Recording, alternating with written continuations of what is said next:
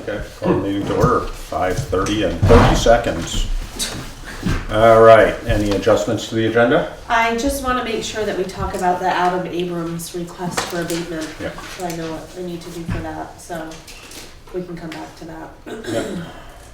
Okay.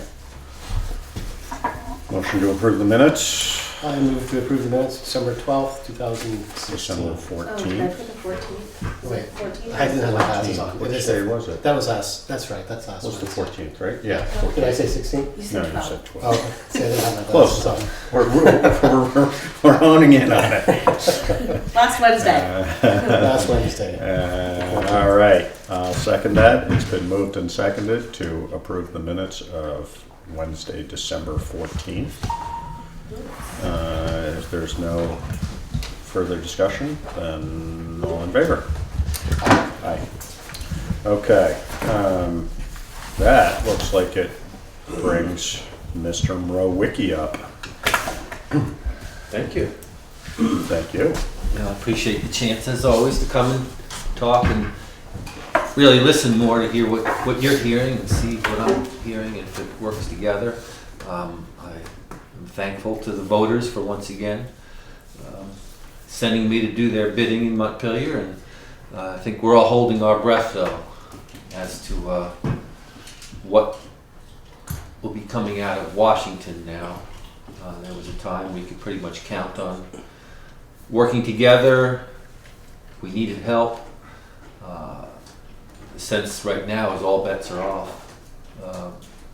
The October budget that is in effect right now is good for the year, but we just don't know. I think that's affecting state government, since probably half of our funding comes from the federal government. So we're looking forward to getting going with our new governor. We think a lot of people feel good compared to the national election to what we're moving forward with. We're looking forward to hear what the new governor has in mind in terms of his affordability agenda, because we really didn't hear many details during the campaign. So we're looking forward to hearing what that actually means in terms of ways to make Vermont more affordable. I think with Peter leaving, we're going to lose a friend in Montpelier, and in some ways we could really count on him for a number of things, whether it was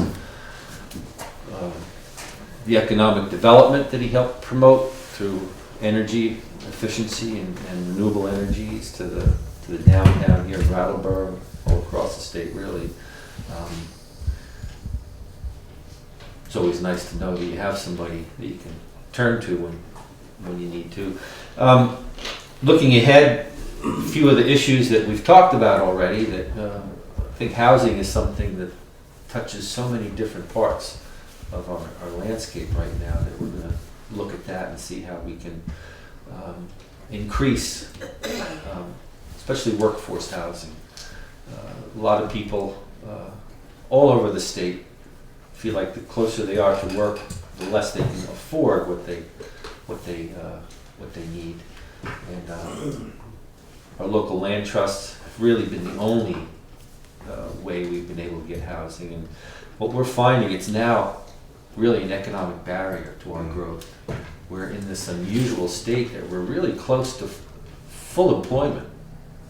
And a lot of employers are scrambling, especially to get more skilled workers. And when they do, they're finding that we've got such hot housing markets, such tight housing markets, both in Brattleboro, in this county, and right up to Burlington, that people are finding it's one of those barriers that we need to solve.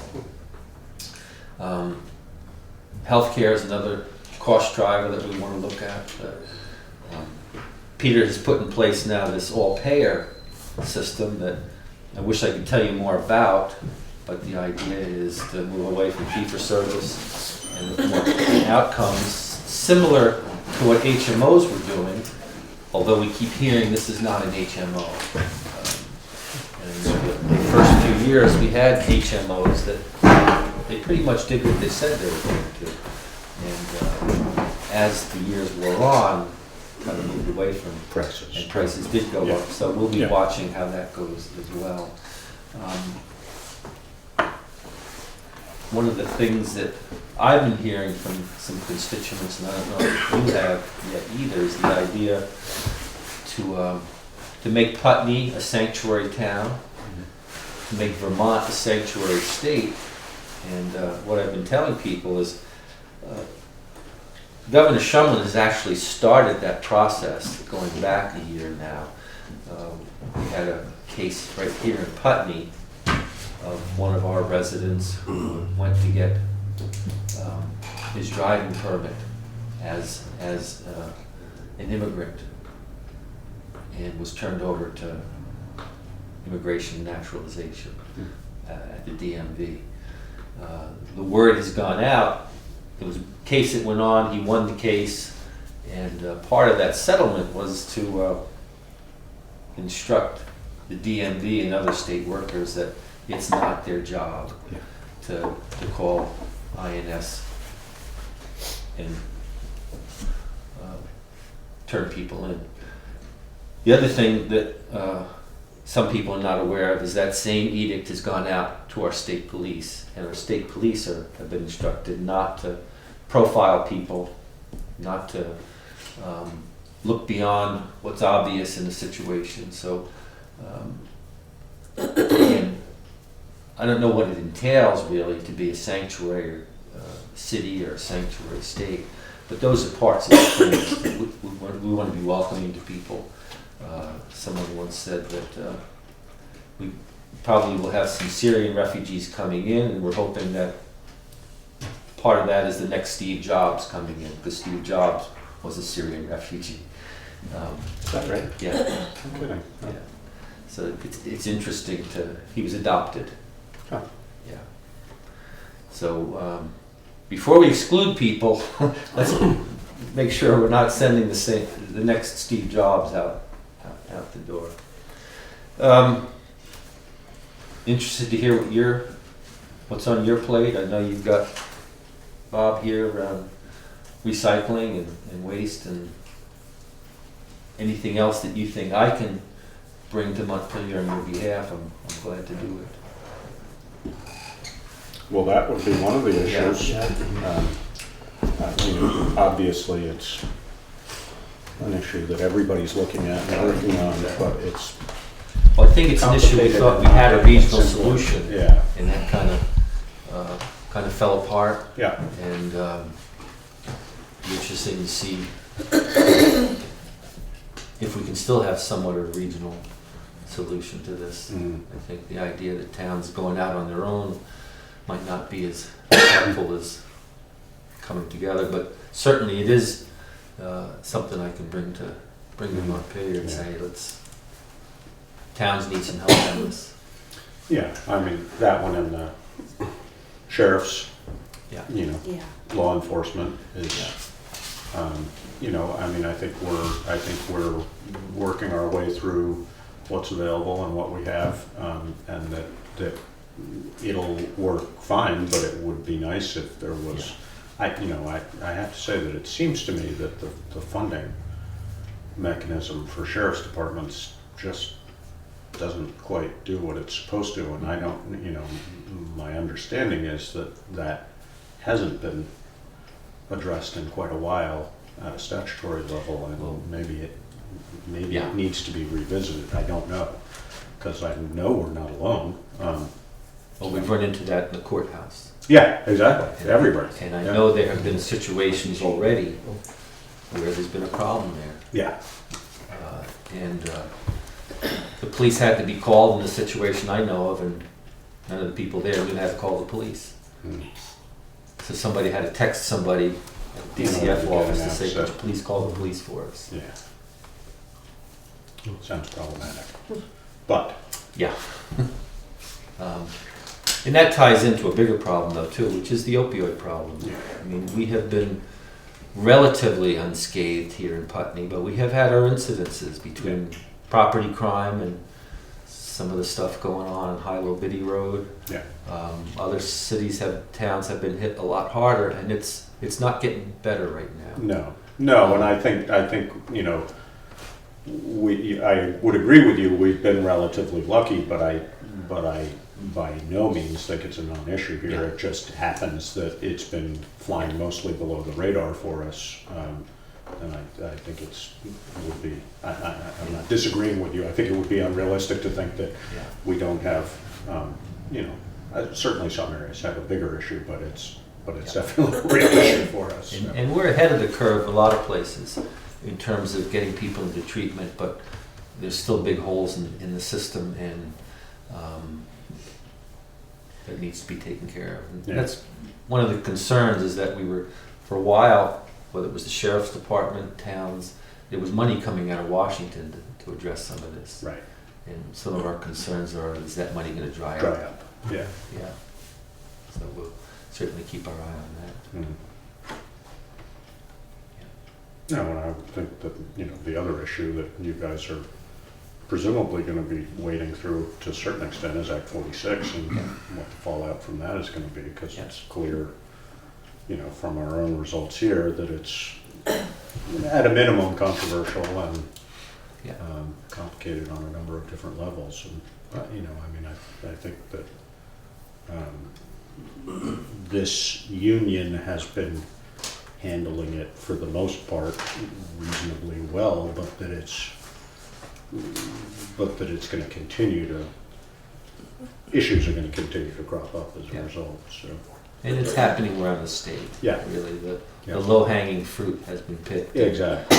It's just complicated situations. Right, yeah, absolutely. And that's why one of the things, and I'm a co-sponsor of some bills to put more flexibility.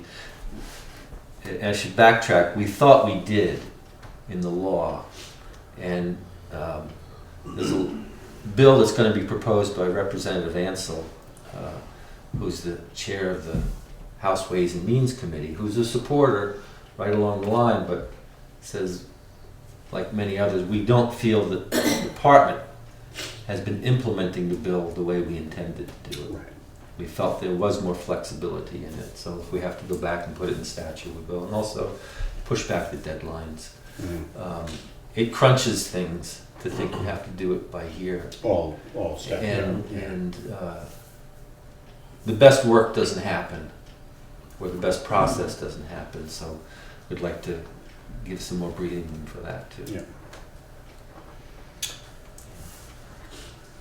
Anybody else? Issues? Emergency management? I'm sure emergency management is always on the state's radar. You bet. Well, And to go beyond that, the whole issue surrounding volunteer emergency services, I know that's becoming huge in the Twin State area here, and from everything that we're hearing, it's the same throughout the state, and that's going to become very, very problematic very, very quickly. yeah. You're right, it is a problem, and I know we hear from Jewett Rescue a lot, the struggles they're having too, and that's not an isolated problem as well. Right. So it's, if we want these services, we're going to have to do something to continue them, and I think we do. You know, no matter where you are in the state, people want to have those first responders ready to go. And, I agree with you. So it's something for us to take a look at. No, The other thing I was going to say, I'm sorry. well, just the public has come to expect Yeah. a very high level, and maintaining that high level gets harder and harder. Now, one of the things Senator White will be working on in the committee she's on, which is she chairs government operations, is right now there is not a real system for our police around the state. We kind of have municipal levels, we have some county, we have state, but there's really not connections, formal connections between them. So there's not a chain of command, a hierarchy, and it seems to be one of those areas where there should be a more seamless flow of services and communication. And, you know, for the most part, they all work together well, but as we go on and things get a little complicated, as we're finding, there's a sense there needs to be something more formal there, and I think they're going to be working on it now. And I think for years people assumed, that the sheriff and the state police were all Sort of good connected, neighbor kind of stuff. Yeah. and it's not the case. Yeah. So I think we're something she could tell you more about, but I think there's an intention to try and make that more formal and Yeah. so it can work better. Good. Thank you. Well, you know how to get in touch with me, Mm-hmm. and I appreciate anything you think I can help with, please do. Good. Thanks, Mike. All right. Windham Solid Waste. There we go. Bob, Dan, thank you for being here. See you, Mike.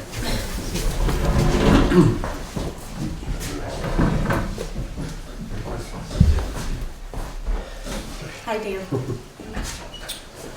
So, I'm guessing that Steve and I have a somewhat informed view of what's been going on, but if one of you wants to sort of summarize particularly sort of where we stand as far as the last vote and what the outcome of that results in and how that affects, for us in Putney, the single largest effect is probably the recycling bins.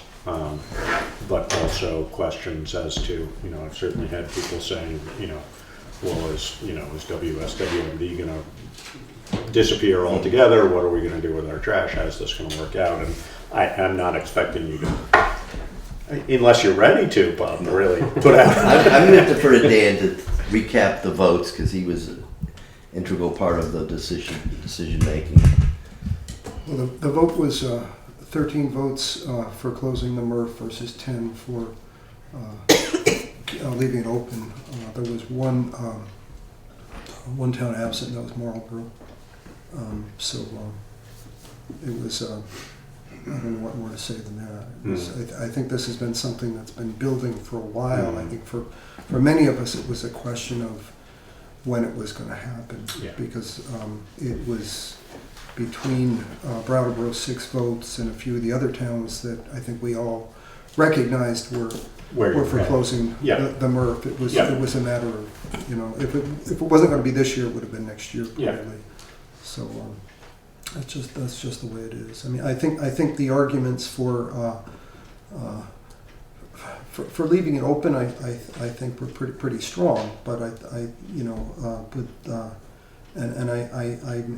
I'm a continued skeptic of single stream. I just look at that stuff and I see garbage, and I know that I don't know what the percentage of contaminants in it is anywhere from 15 to 30% or something like that probably. So, and then the problem of lowering commodities prices, and I think the stuff that Jan Amin spoke to at the end of the meeting and was reported in the Commons about possible trade embargo with China, but then they don't like, they're increasingly not looking favorably upon single stream anyway. So things are, expectations are higher all the time. So that's where it is. It wasn't a happy night for me. So. And I mean, really, an economic question more than anything else. Is that correct? I mean, Well, it depends which town you're in and what services you desire to keep. mm-hmm. And Putney's classic. You're right now be looking at can you afford to keep your recycling bins at your own expense? But the economics, you're exactly right. It's the cost of collection that was really the driver of single stream. And Brattleboro, their hauler, who collects trash, curbside and recycling and food scraps, offer them a significantly lower cost in their contract to go with single stream. Yeah. So that's economics to answer, your question. Yeah. But then, as Dan was saying, there are uncertainties, and Cynthia's been finding this out on the future price of those recyclables that are going to pay a tip fee on. But that was the same situation for Windham Solid Waste. Our facility, it was a commodity market. Just to give you an example, 4 years ago we had almost $1 million a year in commodity revenue. Just from this year it's barely 500,000. So, but fixed operating costs Remain the same. So again, it's economics. Right. And then there's the philosophical argument out there that, you know, of course recycling costs money, and it's a service, just like we were talking about all the services people expect, people have come to expect, and they feel that government needs to step up and provide those services. So, you know, do you do it at the expense of a district who then cost shares that? And that's what I'm saying. Some towns, Brattleboro felt they're paying 1/3 of all the district's expenses, and then you can go to a town like one of the ski towns or the gold towns that's getting all these recyclables hauled, like Windham or something, and paying a relatively small portion. So, and we wrestled that. Well, you know, last time I was here this summer, we were right in the process of looking at an alternative method of funding the district. And we had a committee. They did a great job. We looked at total number of housing units, and we looked at grand list, and we looked at population. And right now it's all strictly population. Your assessment is per capita. And again, you know, grand list, we had a hybrid of grand list and population that seemed to have favor for a while, but the towns with high grand lists were really getting 900% increase for Little Stratton. You know, Dover was like 300% increase. Brattleboro went down. They loved it. They wanted a 50-50 split. So all this, and Dan was there, and it was pretty complicated in motions and amendments, and then Brattleboro removing their representative from the board because he was thinking on his feet. He wasn't just doing what they said. Well, that's my opinion. But so it got very political. Yeah. And then from my perspective as the facility, you know, director and manager, there's a real human side to this. These people that work there, and really amazing, great employees, just like you have town employees that have been with you for years and years, and they get the job done every day. And it's hard to put a price on that. You can't go out and just find someone off the street and train them in even a year to do what our employees do. Been there 22 years, 15 years, 12 years. These are people that are going to be gone. So I'm very sensitive to that side of it, just because of, you know, they're employees, and I've provided a great service. So it's a sad event. We're the last publicly owned MRF doing dual stream in the state. So that also tells you where it's going. Right. Yeah. You know, so how long do you keep fighting it? And they did not put a capital expenditure budget. I'm sure you have capital budget for trucks and plows, and Yeah. we had barely $30,000 this year. One repair on my compactor, and it's gone. That's, yeah. So again, it wasn't being managed in the way I as the facility manager, want to know I have a capital reserve fund, and I'm going to be able to buy a new truck, and I'm going to be able to. So the way it was being managed by a board was nickel and diming it. And you know, over the years, the district, whenever there was a windfall, politically it was nice to return that to the towns, but they didn't set money aside. So economics. Yeah. So, you know, I'm here to move on, to help all our towns and Putney make a decision of what you want to do next. We've got good metrics and numbers on everything that each town generates. I also can discuss what the district will continue to do beyond the recycling containers processing. I mean, there's a lot of positive going on at the district. We have our new solar facility. Towns are signing up. You guys are already in a good space with that. Well, we're moving toward putting Landmark College on it, I think. Oh. Marlboro College, Landmark College, Good. the retreat. We have extra, capacity that all the towns can probably use. It's a large project, 5 megawatts. And the lease is, it's $100,000 a year. $100,000 a year to the district. So we're talking about having a source of revenue that could be used to bond for some capital investment in our composting program. I mean, we're gonna shift to another service, and I think it's organic waste. Actually, that brings up a question for me, something I've heard from a number of families and also with the school complying with Act, which one are we on, 148? 48. Not 46, 148. Yeah, right. But how does this, I mean, that's gonna be, you've got to mandate it, especially for larger businesses and stuff, you have to implement this sooner.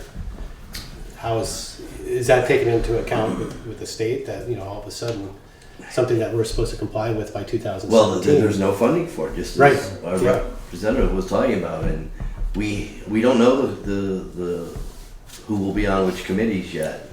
Mhm. We've been fortunate to have Mike Hebert from Vernon on House Natural Resources, and he's been really good dealing with the solid waste issue. But he doesn't know whether it'll be on there again. So will House Natural Resources even want to take this up as something to consider? The solid waste districts statewide have an association, and we meet monthly, and we have a professional lobbying firm that works in the State House. And we had a meeting last week. I called in because I didn't want to drive up to. But anyways, they're just basically saying we just got to wait and see. And they're kind of saying, the first year of a new administration, they're not going to have a huge appetite to take on No. difficult issues. Yeah. Realistically. Yeah. And there's so many pressing issues that is. So I'm not optimistic any funding will be coming for solid waste. And you're going to continue to collect waste. We do not. Not collect, No. sorry, but you're going to remain a transfer station. Yes, for waste. yes. All right. Just so people sometimes think we're in the waste hauling business. Right. The only hauling business we're in is the recyclables, and now we're getting out of that. Yeah. But we operate our transfer station on Old Ferry Road, which is open to every resident. They, for $25, can buy a sticker. They can recycle all they want there, bring food scraps, electronics, paint. It's a full service facility that we have estimated a family that buys a sticker and pays $3 for a 33-gallon bag could easily have their total solid waste costs under $100 a year.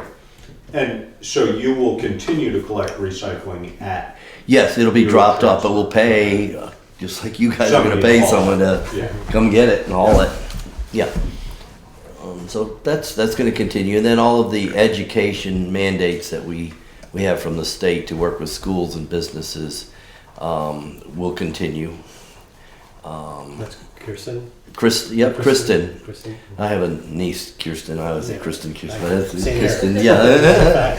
And yes, so, and she's the only full-time employee in the office. I'm part-time. We have 2 part-time bookkeepers. Probably one of those positions will be eliminated. I mean, we're pretty lean when you look at what we run, a $1.5 million budget, and so it's gonna be tough. It's gonna be tough. But we'll do it.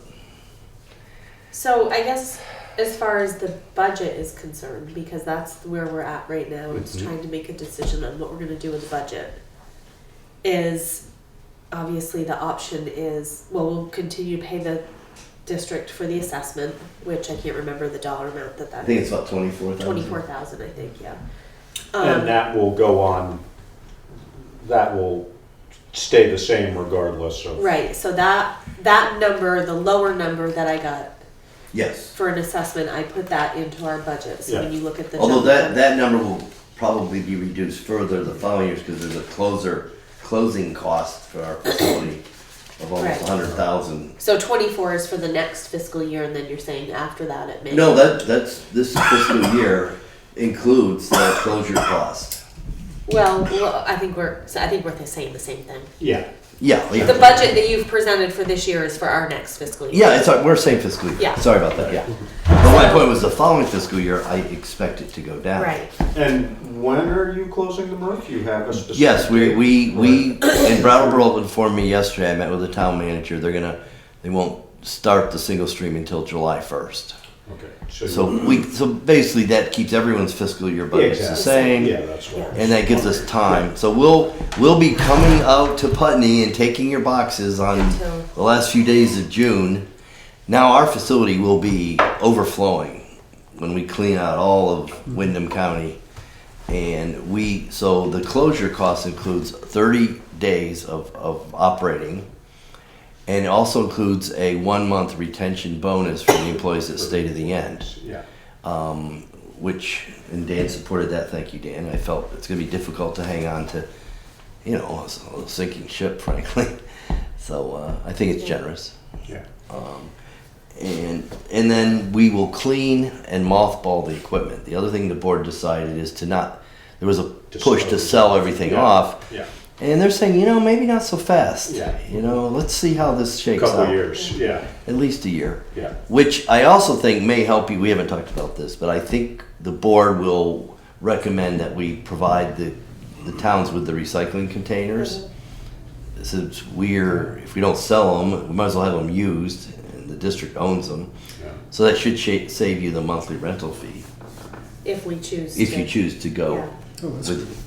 But we haven't made that decision No. about No, it's a renting good out idea. or giving Yeah. out the containers. But I'm So- recommending it. So can we just run through, if the containers go away, we don't have them at the fire station anymore, am I correct in the options for the residents are hire someone to come to your house and pick up the garbage and the recycle, because if they have to offer recycling pickup if they're collecting Correct. waste, And right? They already do And they that. do. Right. Yeah. So that's one option, which Yeah. I'm assuming there are some people in Putney that do that. And then the other option is to just go to Brattleboro with Yes. their, Well, there's another option. People find other outlets either through their work or that they can use.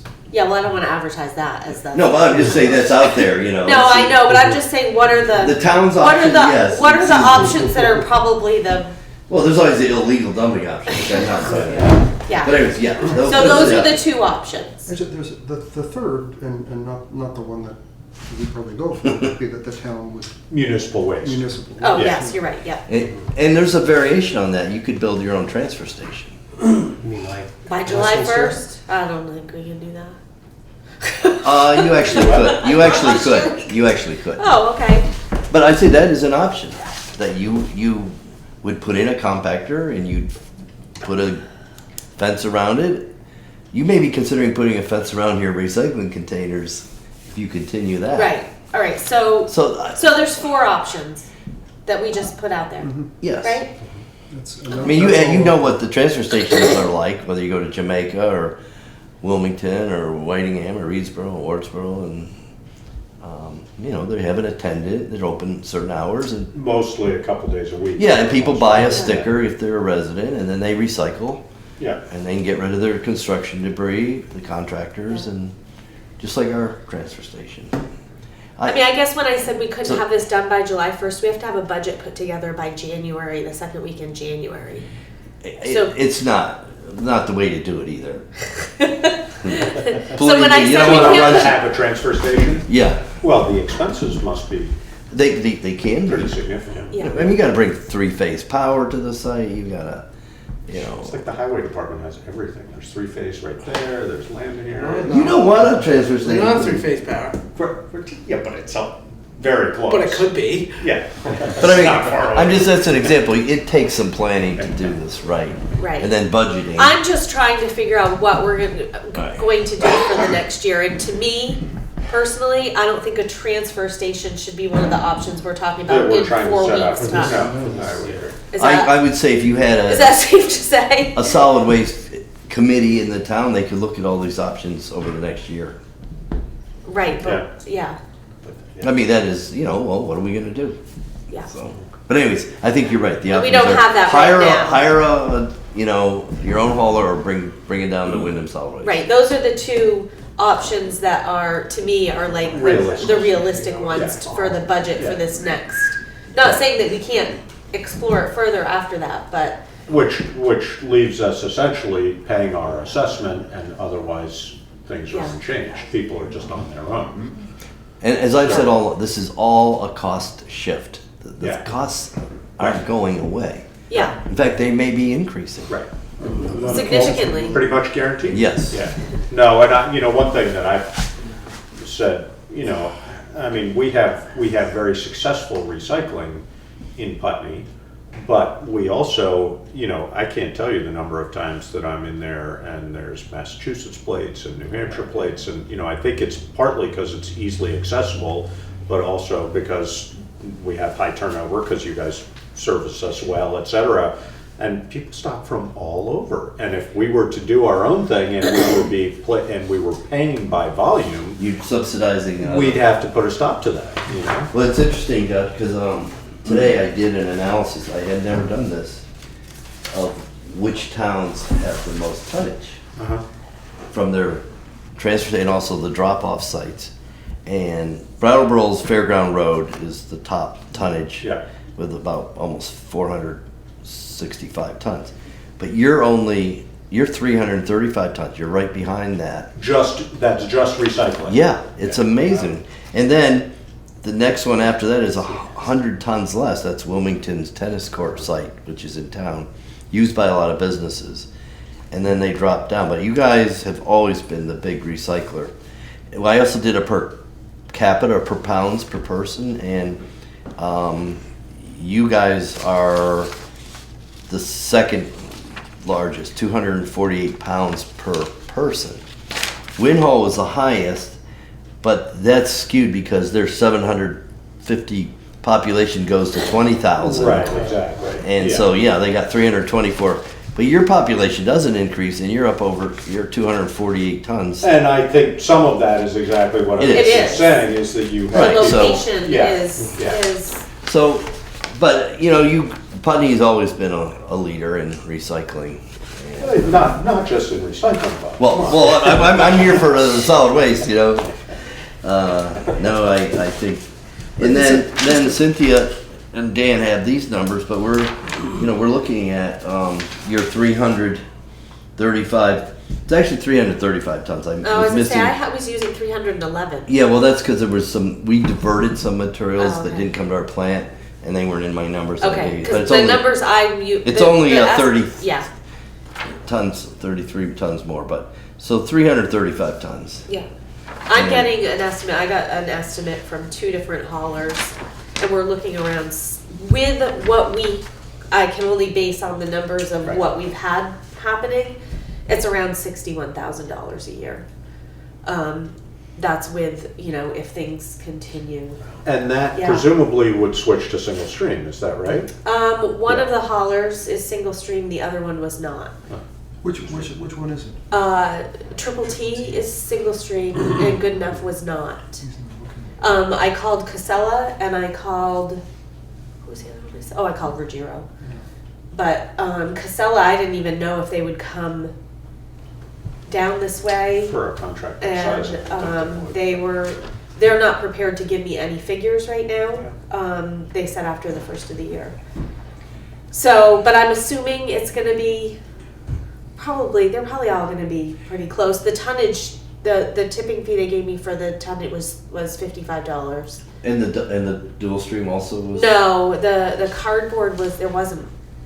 Okay. The cardboard Yeah, and because paper. there's a value to that. Yeah, the cardboard and Good paper enough. there was not. Good Enough has its own bailing operation. Exactly, he does it. And then the others, it was the same, 55. And he Right. probably takes that to Triple T. I know, Possibly. he does. The rest, yeah, Yeah. I see his trucks in there. And actually, that's all Casella. It all goes to Casella. Yeah. Well, there's only 2 places in Vermont that process single stream. Rutland. And is the other one White River? No, it's actually in Williston. Oh gosh. There is no facility in White River or in the Upper Valley. So everything goes to either the Williston. There are some facilities in New York and Massachusetts, but they're generally too far. So that number to me tells me that if we want to do something on our own, I mean, I guess it's up to the voters if they want to pay that much for it, but it's a matter of, are we going to fence it? Are we going to man it? Are we going, because that, Move I it. would say, I think there's, and I don't know how you ever figure this out, but I think there's a lot of that is not Putney. And do we want to subsidize other? And the other question is what are the communities around us going to do? And if Dummerston doesn't keep theirs, will Dummerston, if we still have them, Right. will they come up? You know, And I'm guessing a significant portion of Dummerston's clientele already already. come to us anyway. It's almost in. So Dummerston voted to keep the MRF. yeah, they were here the other day. Most of the towns in this, well, not all of them, but Tend to think more towns voted to keep it, but do the weighted voting carried. Right. Yeah. Kind of an electoral college thing. Dummerston is toying with the idea of putting a vote on We might have to do the Yeah, same he when was- we're talking that he kind was of talking number. Australian ballot, which I don't know what that, but I was thinking that we should, at the very least, maybe the second week in January, have a public meeting Yeah. on this Yeah, to gauge what people, what the interest is. yeah, we don't have to have the budget. I think the budget is like that third week in January finalized, so.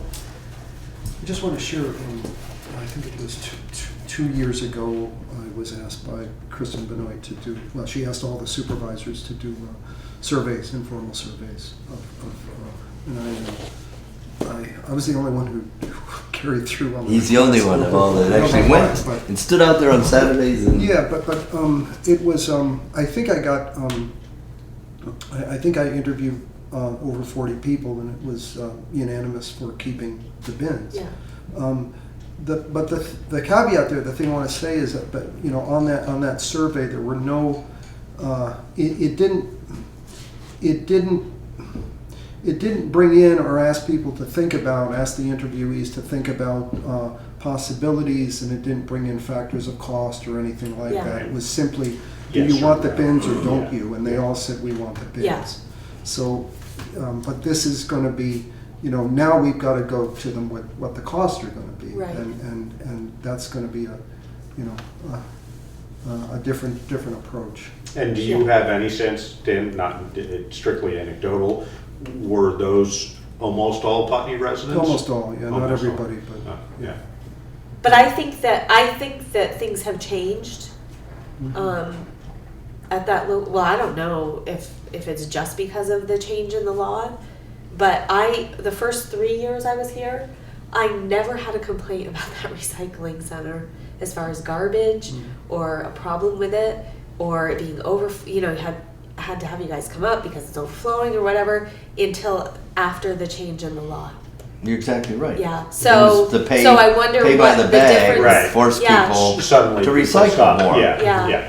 And you became a dumping ground, and so Yeah. did Newfane, and so Yeah. Yeah. and we've had that discussion about cameras, and Yeah. thank you for all your proactive work on that too. So Well, we haven't done anything. well, I mean, we've evaluated it. We've looked at it. Well, Well, they're expensive. up. Yeah, I mean, I just $3,000 for a camera seemed. and when we might close, so we Yeah. Right, yeah. no, and, you know, I mean, I think honestly, realistically, if we were gonna keep cans for recycling, we would wanna seriously consider putting them at the highway department or something, somewhere where we could monitor them a whole lot closer, because otherwise we are underwriting other people. We have been able to use them effectively, as I told you, so in Brattleboro and Vernon. Cameras, Yes. yeah. No, But you're just talking even general traffic. Well, you know, I mean, if it's gonna cost us just based on tonnage, you know, I hate to say it, but we wanna reduce the tonnage. We wanna maximize the tonnage that residents are recycling, Right. but we don't wanna be drawing people from elsewhere if we're paying for it. I mean, that just doesn't make That's sense. the weird thing about this is it's just that, I mean, with it run as a municipality, that isn't really a problem because we're getting more material, and more material translates as more To revenue. more revenue, You know, yeah. and more revenue is good for everybody. It's good Yeah. for the towns. But now it's going private, so suddenly it's like this is a big deal. You can't put that stuff in It's there a if you don't bigger live here. expense, yeah. So it's just, that's kind of sad too.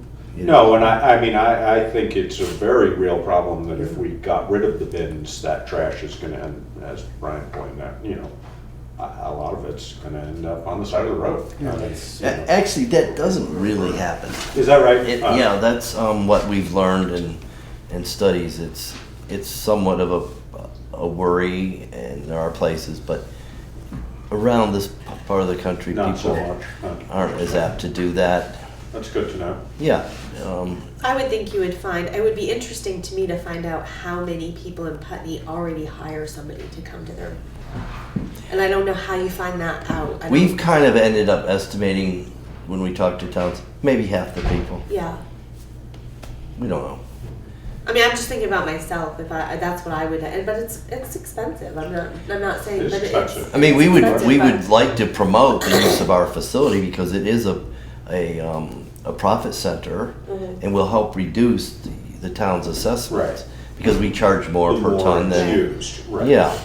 Now, one of the issues that we have not discussed, and we will be, I'm sure, is could someone just use our recycling facilities and not trash? Right now, yes. You don't even need a sticker. You come in and recycle. Right. But suddenly, again, if we're now paying that, Right. just like you guys, we're going to say, Same wait, thing, yeah. who is using that? And maybe they're going to have to buy a $50 sticker just to recycle. Bob, is Yeah. the bins that are gonna be at the transfer station after June 30th, they're not gonna be, They'll be, they're gonna be triple Ts or something else, or? yeah, well, they might be ours, but they'd be hauled by Triple T. Yeah, And they'll be single stream also. Well, not necessarily, because Good Enough has It that. depends on who you contract. And frankly, we still have a cardboard, I mean, we have a baling machine, and we might be able to do something with continuing some, we haven't even looked at that. yeah, But there's a lot of variances. it might be that Good Enough would charge much less to take the cardboard Right, than if it was commingled with everything else, and then we pay the tip fee. yeah. So we'll evaluate that. We have some options. But I think we're just gonna have, pretty much it'll go single stream, because that's what, Because it's where it's going. Yeah. Yeah. Sort of too bad. I wish I had answers, and it's just, we've tried through for the last 6 months of the budgeting process. We started it in August and September to really help the towns evaluate these options. We've said to the transfer station towns, go get a quote. You're gonna be on your own. What's it really gonna cost you? Surprise, surprise, it's gonna cost some more than what it was. Yeah. The perception, that big bloated solid waste district. We weren't. Very, very cost effective Yeah. business. Yeah. So, but we're getting out of the way now. So feel free to call me, or I don't know what else to do other than that. If you did set up a solid waste study committee, I would be glad to help you with that. I've done that with other towns. I think we will see more towns go on their own with a transfer station, because at least you can control your own Yeah. costs. I mean, it would be the question of whether, if we were to consider municipal, the cost of municipal. I mean, just looking at Westminster's numbers, it's a big number, but. Well, running your own curbside facility- collection is a big number. Yeah, exactly, that's what I mean. It's a luxury, Yeah, It is. Yeah. But I Vernon say. has had it, and they kept their recycling boxes. We've had more tonnage in the recycling boxes, even though everyone has I curbside know, that's recycling. interesting to me. I that don't. is interesting. Because they're gonna pay, and it's now $3.50 a bag. Oh, So- so regardless of what they're sending. Yeah. So when I met with Vernon's town administrator, I don't know if you've met Michelle yet, No, but we I've have talked to her. a new town administrator, and I met with her yesterday morning, and I said, well, look, you had 90 tons in your recycling bins. I said, you take those away, some percentage of that is going to go now into your curbside program. And she hadn't really recognized that. Which is gonna up the cost of it. Yeah, so I said, and it's $65 a ton. Right. I said, let's assume, because we have other people coming in from out of town too. So let's say 75% of that 90 tons is now going into people's curbside. It just added $5,000 or $6,000 to her curbside To your program. budget. Yeah, Again, cost shift. right. So, All right. well, I do want to thank you. You're having Dan on our board. He's, as I've told you before, he just contributes so much, and he's not always speaking loudly, but when he speaks, we listen. There's, the lines are drawn. There's not much to say. I mean, there's Yeah. not, there aren't people that you can persuade one way or the other. Right. I think when the people who do speak out do it for the public record, and I honor that. But, Yeah. you know, there isn't a lot to. It's just really gotten very clear to me over the past year who believes what and Yeah. who believes the opposite. And of that's that. how And it's that's gonna that. be. You know? Yeah. So Yeah. there's not a lot to say. Yeah. Well, I All right, will well, reiterate that we're very grateful Yeah. that Dan does it from our end, and also Yes, thank you. thank you for doing. We have a very good your work. board, very active. We often have 19 towns will have 17. 16, One thing, 17. if you could put together for me, because one of the questions I always get is, okay, if those bins aren't there, what are we getting from? Oh. So if you could just put together Well, I would something. I have it on the website. I Okay. wrote a cover letter Okay. to explain this. And very basically, we're getting the ability to dump trash. Well, but not only that, the other Regional. services that are required by, it's called the Solid Waste Implementation Plan, a Right. Materials Management Plan. We have to go out and meet with a certain number of schools each year, a Yeah. certain number of businesses each year, and Hazardous waste. there's other requirements from the state. Household hazardous waste collection, which is a very costly to go Will- on your own, so we will continue to do that. Will you be continuing to come to towns to do that? Because last year did you come here last year? You didn't, right? You go Wait, to it moves different- around. Different It towns. Right, moves but around. I remember last Yeah, we were year. Putney last year. I thought there was one year. Was it this year Really? that I called and said, "Why are you guys not coming to Putney?" And there was something to do with you were doing it in Brattleboro. We And have only- to move it around. Okay. It's staggered pretty. Okay. Because but Carefully. the number of events being required Yeah. is increasing each year. Okay. So it's now it's 3 events per year, and I believe next year it goes to 4 events. And these cost us like $15,000 for one. Per. Yeah. Yes. Is that on there too? Because I think that's important for people to understand. Just like It is. That's this, that's another service we'll continue to right. and But it is works. the cost on there Is it- on your website? I want to print something because I get people say to me, okay. Yeah. The biggest thing that they can Well, it's see in our is budget. the. It's a line item, household hazardous No, I waste. know. I'm talking about a citizen comes No, in and says, I will get you like a nice little handout. okay, that's what I want. That's what you want. Because I Now think get it'll, it. I think it'll be good for a public Yeah, so what- meeting no, to I- be able to sit As there a matter and of fact, I say, had a meeting with my staff today, and I said, the perception of Windham Solid Waste for 20-some years, I've only been there 5 years, is they're the recycling company. Well, we're not going to be. right, So Right. you go around the state, most of the other districts are like what we're going to be. Right. yeah, A planning and educational agency. yeah, But we still at least will have an operation. yeah, okay. If So, you could but just, yeah, you need because I that. think if we have a public meeting, it'll be important to have. What We that will be paying, $24,000 right, what a is year that goes to. $24,000 going to? Yeah. And Well, we also then, have a 5 megawatt solar array and I think the largest composting operation in the state. Yeah, we've got some good stuff, but she wants to see it.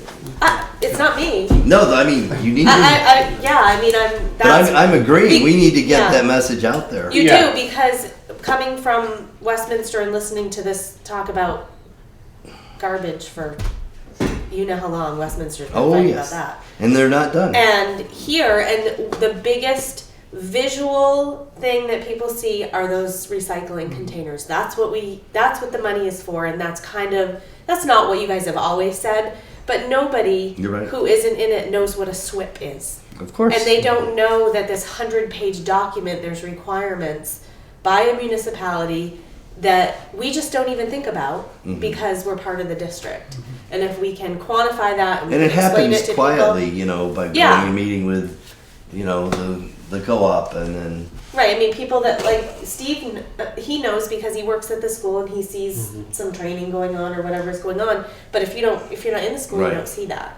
So I think it's important to have that for people because that's going to be the I'm question. glad you reinforced that, because Yeah. we need to do that. Yeah, because I have people ask me, and I kind of go, "Well, they manage our."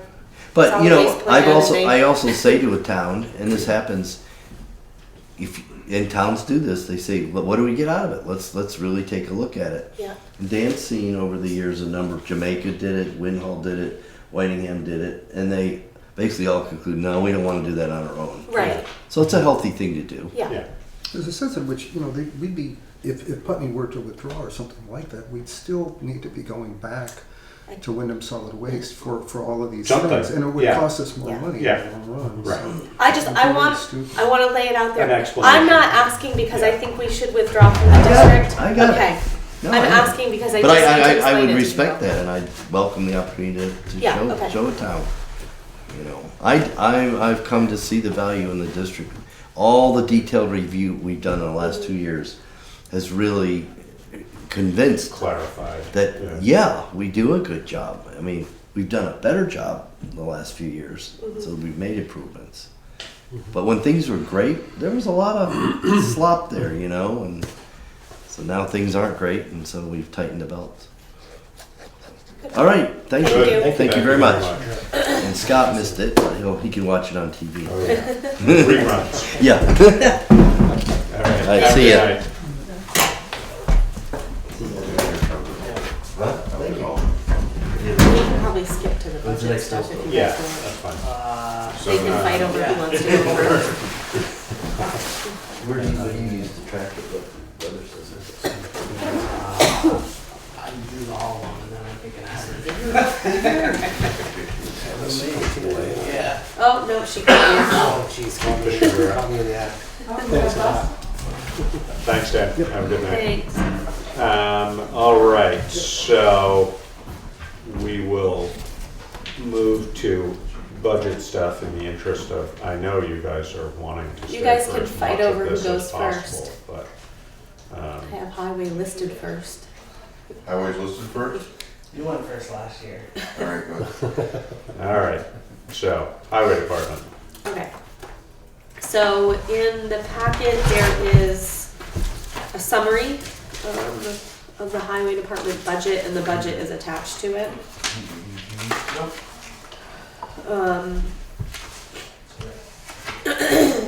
I just listed kind of the things that I felt needed an explanation.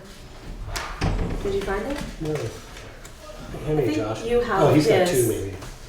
What?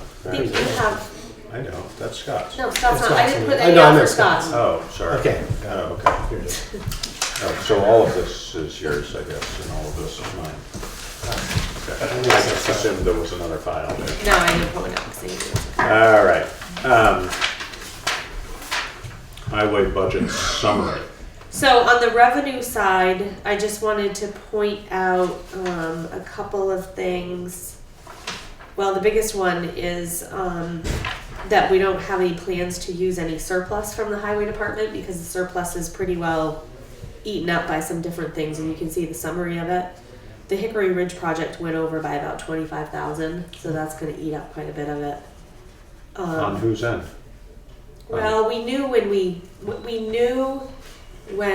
we awarded the project that it was already over budget, even though we had It was already, it was over what we had The estimated project was- for right. the budget for the grant. So that was part of it. The engineer came in at like $6,000 or $7,000 more than what we had anticipated, and then just And the then it was construction costs. blasting and then. Yeah, some tree removal. And some whatever happened with that question of whether the people who did the borings bore any responsibility for the blasting, did that? the engineer never billed us for the remaining amount of his contract, and I've called him, so I don't know if he's not because of that. I haven't talked to him. I know he felt bad about it, and I think it was just one of those things, you know? I mean, No, I mean, knew when it happened, there was a discussion as to whether somebody was gonna Yeah. take responsibility. The way I looked at it is the ledge was there no matter what. Right, So, yeah, really the only thing we lost was the cost of The doing cost the of borings getting because rid of those the are ledge. basically useless. right, exactly. You know, so that's really the only thing we were out is, you know, the ledge was there, it had to be blasted regardless and Yeah, had to be dealt with. yeah. We are going to look at the budget at the end of or at the beginning of the summer, like April, around that time. If there's money left in contracted services, we'll use some of that towards, we just won't spend that, and that'll be help to offset that overage. But that's why I'm not even suggesting that we use any surplus funds, and with the way winter's going right now, I don't think we want to push it. We may end up with even more over Contracted services. Yeah. Well, or more just overtime. Right, but we'll need that money Yeah, from contracted services, yeah. The other thing above that is the Edwald Fund. Traditionally, we've transferred $10,000 over to the general fund from Edwald, and it's always been listed as for capital expenses. So I split that between highway and general this year, so there's $5,000 in the budget. In the highway. In the highway budget. Employee benefits, and on the expenses side, the employee benefits, all of those things reflect an increase basically because we've added a person. The increase in health insurance was because we added a person and I put enough money in there to cover for a couple plan. You haven't hired that person yet. No. Oh, no, this is even if you guys approve that we, Okay, yeah. no, I didn't know whether we were moving. So that person would be hired as of July July 1? 1st, Okay, yeah. that's what I was assuming. I'm gonna skip over the contracted services summary because I think that's where you're gonna have the most questions. That's about the excavator. Grant projects, I didn't put any money in there for a match because the Holland Hill project is not gonna be completed until the following year. That should say December of 2018, not 19.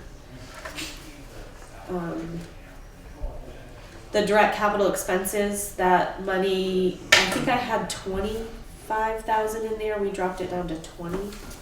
And that was for a small truck, trailer, and mowing equipment for doing our own maintenance. The capital plan schedule shows purchase of a new dump truck. That'll be a separate borrowing that we won't have, like traditionally we've had money down.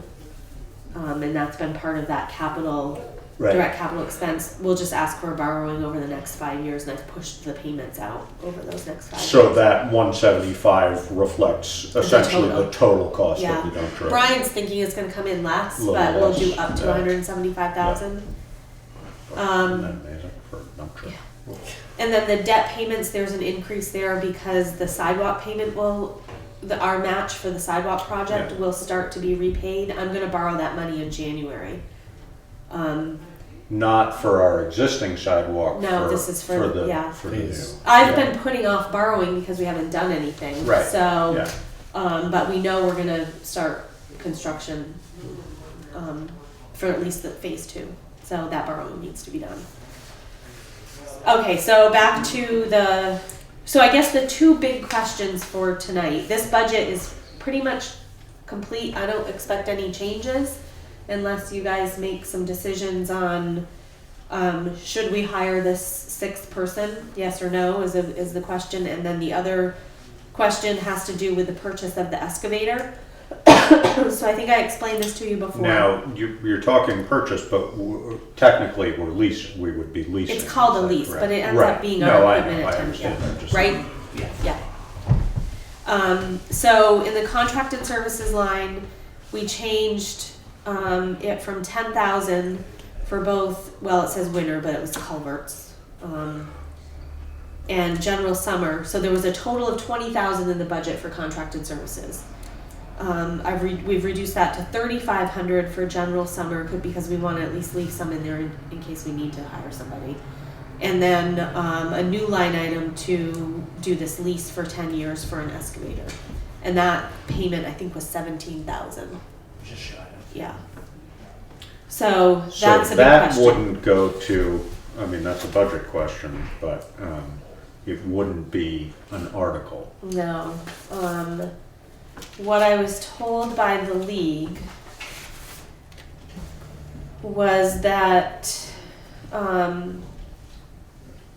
there are several discrete statutory allowances enabling select boards to borrow without voter approval. One of those instances is entering a lease/purchase agreement as an alternative to borrowing. Such agreements, however, must contain a non-appropriation clause. This section of a lease purchase agreement that states that the town's obligation to pay its annual lease payment is contingent on voter approval. So in other words, Annually. Right. Yeah. So the lease could be discontinued at any time. That's what the lease agreement has to So, say. I mean, as you well know, Brian, and we've talked about this, there's plenty of people who think you need an excavator like you need any other toy that you might want. But I don't know. I mean, I certainly can see the utility of it, but is it really a necessary purchase? Well, I just think it's, basically the money's gonna more or less get spent one way or another. We're either gonna continue to rent, hire, or buy, and I just think it'd be a 100% more effective way to use the money Because then we own it. to increase what you do. Right. I mean, last year we rented 2 times, and both times when we had the machine, we got hit with some rain or something that came up, and we had to let the thing sit for maybe not half the time, but probably at least a third of the time the thing sat there and didn't even run. So we're paying for it. We really should be running it, but you can't just leave a washed out road and just because you have it. Yeah. So, one of the biggest things is the Act 64. They're hammering on these U-shaped ditches everywhere on grades, and it's just you can do it with a backhoe. You can. It's just slow and. So why, for that particular application, is an excavator that much better than a backhoe? Just because of your ability to... Well, just Start 90 because degrees. you just continue, you can work off the side. Right. Your ease of operation Flexibility. is so much faster, and plus you get a better job. Right. You end up with a true hard bottom ditch Right. instead of stuff that gets pulled down and loose stuff in there that still washes down and plugs the culverts, and So you'd essentially have a radall bucket on it for that, Yeah. and then have a Yeah. regular digging bucket Yeah. for other times. Is there a lot more to do? More ditches to do? Eventually or does it have to? How often does it have to be done to? Well, make sure there's a that- huge amount of maintenance. With these stone, they push a lot. Now they're pushing the stone line ditches, and On town roads as well as Yeah. on state roads? yeah. I mean, I like stone line ditches because they work well, but they're a Expensive. maintenance nightmare. Because I mean, once you put the stone in, it's hard to clean. it. Yeah, I mean, Yeah. you just constantly have to go back. I mean, not constantly. Every, say if you put it in this year, maybe in 3 years you'd have to do something with it. But 3 years over 50 miles of road, it's just not that you're going to stone line every ditch, but it's a lot. And it's hard to do with a backhoe. The other thing is that even though we are not obligated to ask the voters because it's a lease, that doesn't mean we. Well, it's in the like you said, it's in the budget. Or we could put it as a separate article. Yeah. We could. I don't think it's a bad idea, just politically. I think you should too. Yeah. I mean, me personally, I think you should ask. Because it's more transparent that way. Yeah. If nothing else, we should have a discussion about it. Yeah, whether we put it clearly on should have a as an discussion article. about it, not just kind of say, and all of a sudden a new piece of equipment shows up. That And would we be don't bad. need But voter approval. yeah, The other, I'm just the legalities of it are this, but that doesn't mean that. yeah, I wouldn't even want that. I don't even want. I don't Yeah. want any. No, part you'd of- rather have it as transparent as possible, certainly. And if you get an excavator, what's he gonna want? The keys to it. Yeah. Well, we all want that. It's got a warranty for 7 years, so So you can run it for 7 years. and then that's the end of that. Yeah, the other thing too is, you know, some of these Better Back Roads grants will have the opportunity to apply for the grant. They're up to 40,000, I believe now. Yeah. So some of these smaller box culverts You could do. or yeah. large, you know, also you can still do round culverts that are larger. Sometimes you just have to give a gravel bottom. You have to put stops at both ends or baffles in it basically, so the gravel will stay in the bottom for fish. And we could do some of that ourselves. Right. And get grant money in return. exactly. So, I mean, the way that the only I have to think about how we would do this. And you're assuming regular steel tracks, is that what you would go with? Yeah. So as far as the mechanics of the budget, Right. if we were to put this as a separate article and it was voted down, Then we would need contracted services. then we would need to amend the budget that we To are increase it, proposing right. to increase it by that same amount. Well, to- I for don't know that contracted it needs services. to be a separate article. Well, we could go either way. I mean, that would be the most transparent, but I think we can just have an open I discussion would say about it would be the most transparent, but when it goes to the actual like mechanics of voting, Right. it's It makes it a whole confusing. lot more Right. complicated. I mean, No, It's always I mean, the single biggest Yeah. advantage of having it as an article is that people see it in the town report. Right, and they know regardless we're of going to whether- talk about Exactly, so, you know, So I whether wonder- we would wanna put something to that effect in the town report so that it was out there. yeah. Even if it wasn't an article, you know, there will be a discussion about or whatever, but, you know, at a certain point,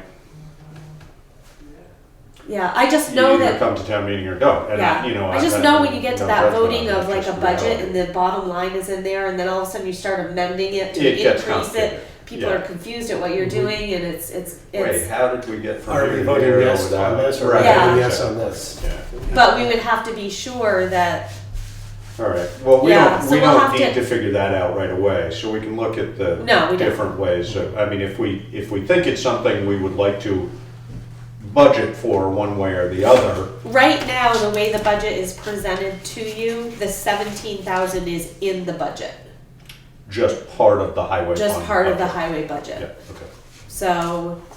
And then the So he other- was trying to bury it in the. No, I did, I guess. the other- She talked you into it. yeah, right. I Do just that. didn't know how to do it. I was The- like, I didn't know you could do that. That's why I called the league and said, I don't, how do we obligate the town to purchase something for 10 years? Because most of the time, anything over Right. 5, it's a Australian Yeah. ballot, a private. So I was not sure how it could be done, but The other benefit to it is that after the thing's paid for, I think that line item can just go away, Go away. and we actually get we decrease the budget by that amount. So Now, and other than the fact that we could do it not as its own article, what's the advantage of leasing over purchasing? I mean, why not put it on as a purchase and authorize spending for it?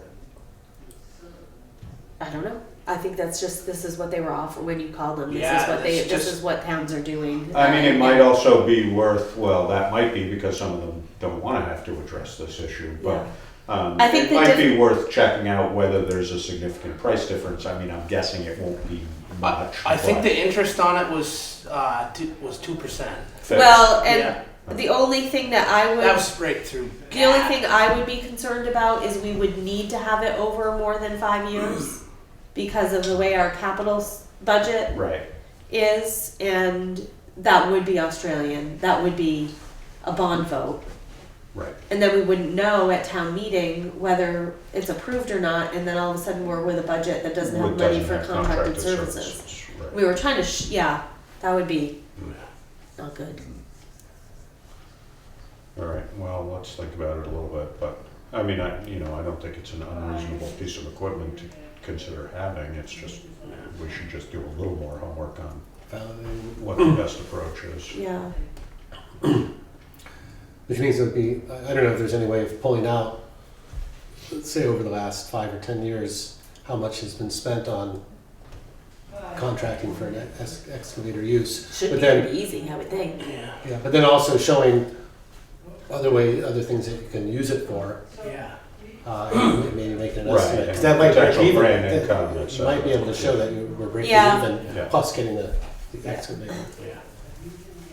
Part of the difficult thing, I think part of what might skew that a little bit is if it was a time where we couldn't get a lot of work done, we didn't hire people, you know what I Right. mean? There might, you Right, couldn't where schedule we did have some times where it just didn't work out to, that we could schedule to get some Yeah. work done. yeah, so. And whereas if you have it here, you get it done. You Right, fit it, you can yeah. throw it at something if you need to. Yeah, because there have been years where those contracted service lines, we haven't spent a lot, Right. but nothing got done. I mean, nothing. Yeah.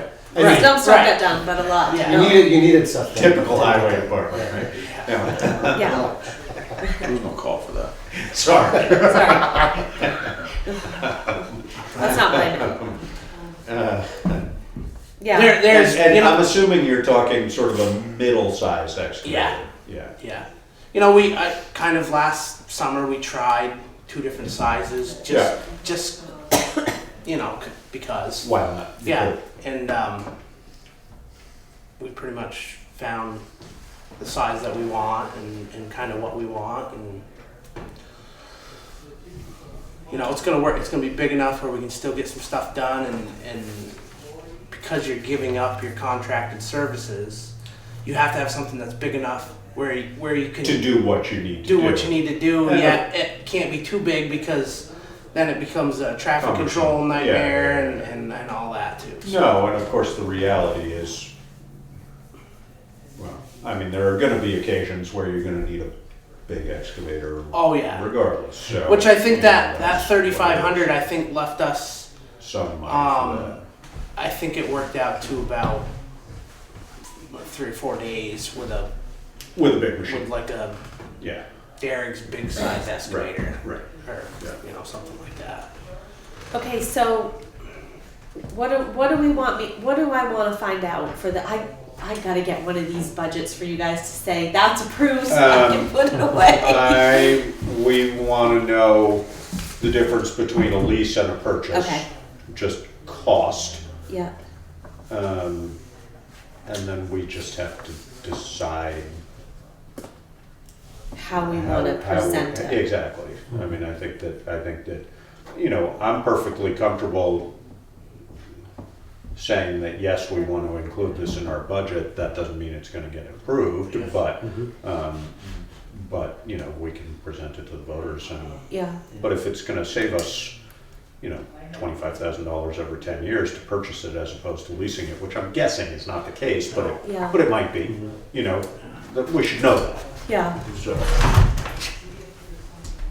Yeah, and if we have it in the budget the way that it is, I can do some stuff in the town report to make it clear that this is, That's what we, Going that's, on, yeah, I think it would be worth doing Yeah. that, just because that's probably the single most effective way yeah, to get people to see it, yeah, okay. so.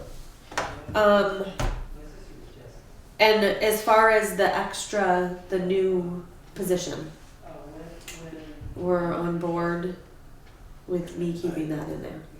I think so, yeah. Okay. I mean, it makes sense.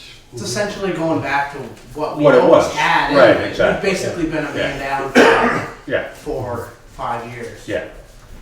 No, I think it makes And sense, like I said- particularly if we see it as sort of a crossover person between Yeah. Yeah. maintenance and highway, and, you know, I mean, that makes a lot of sense if you find it, you know, it's gonna be a little tricky probably to find the right person for that, but, you know, you'll just have to Yeah. figure that out. Especially with that new section of sidewalk. I mean, I And, did take, Yeah. I hope I told you this, but I did take the on-call plowing out of here because of that. Yeah. Yeah. So I took the on-call plowing Right. out and added the. Yeah, Okay.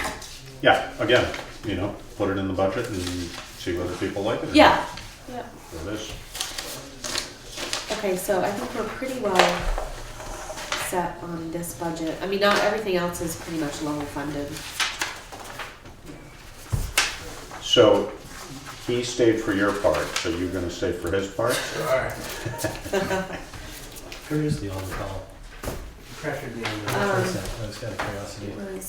This is the labor sheet for the Oh, highway. there, okay. So it's that last line. It was, it's not in, I can't remember how many hours it was. So Okay. I'd have to look at it. $15 an hour though. Yeah. That was under contracted services, wasn't it? Or No. not? Oh, it wasn't? No, it was in that hours. I'd have to look at the old sheet if that Okay. has the totals on it.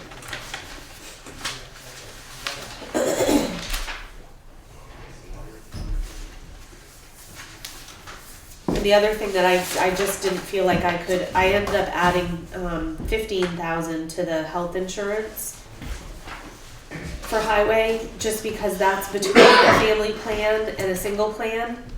And That's for another person. and that for the other person. So that's why that's up so high. But you gotta plan for, they may take health insurance, they may not. They may have a family, they may not. Right. So Yeah. I kinda did a middle of the road cushion. Yeah. Okay. All right, good, thank you. Fire department.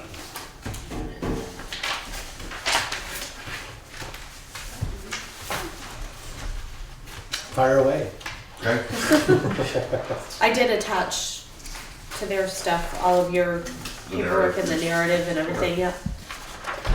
Cynthia, do they have, I didn't specifically update mine Yes, with the that- inclusion of the two extra items that we talked about. yeah. So is that in what they've got from spreadsheets? Yeah, if you look at the general fund budget, I highlighted all of the fire department stuff.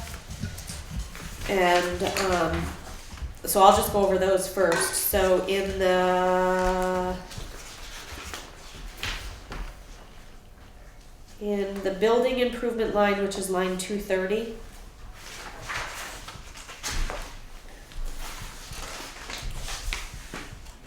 Tom's budget that he presented to me had, where the heck is it on here?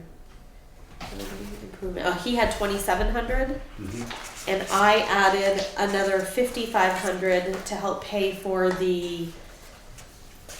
You can explain more, but the problems with the heating system down there, the boiler. There's some fixes that need Yeah, to be done. to finish off the modifications to the heating system. Last year, we were able to do some modifications, Why are we needing to modify it? because we're going through so much heating. It's just, So it's much heating absolutely oil. pathetic. So is this a distribution problem, or is it a boiler problem, or combination? Combination of the two. So last year, we did some modifications that were more on the minor side and less costly.